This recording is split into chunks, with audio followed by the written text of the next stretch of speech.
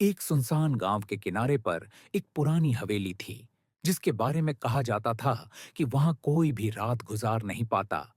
गांव वालों का मानना था कि उस हवेली में एक औरत की आत्मा कैद है, जो आईने के जरिए लोगों को अपनी गिरफ्त में ले लेती है। रोहित, जो हमेशा भूत प्रेत की कहानियों को मजाक समझता था, एक रात ठान लेता है कि वह उस हवेली का सच पता लगाएगा। ठंडी हवा में झूलते पेड़ों की परछाइयां और कुत्तों का भौंकना पहले ही माहौल को डरावना बना चुका था। जैसे ही वे हवेली के टूटे गेट से अंदर जाता है, गेट खुद ब खुद पीछे से बंद हो जाता है। लोहे के गेट की चिड़चिड़ाहट उसकी रूह तक हिला देती है। अंदर अजीब सी सीलन और सड़ांध भरी हवा थी। रोहित की टॉर्च की रोशनी टूटे फर्श और दीवारों पर पड़ रही थी। अचानक उसे ऊपरी मंजिल से पायल की आवाज सुनाई देती है। वह धीरे धीरे सीढ़ियों पर चढ़ता है। हर कदम के साथ लकड़ी की सीढ़ियां चरमराती हैं।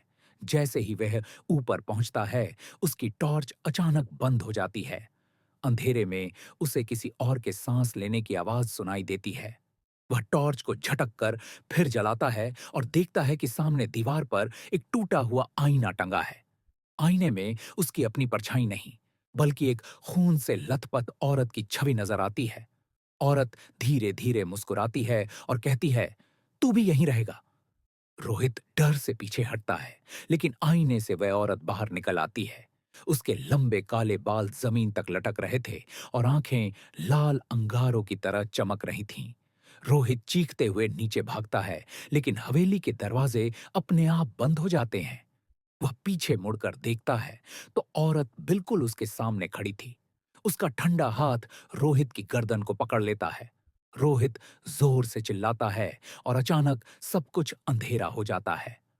अगली सुबह गांव वालों को हवेली के दरवाजे के बाहर रोहित का मोबाइल मिलता है।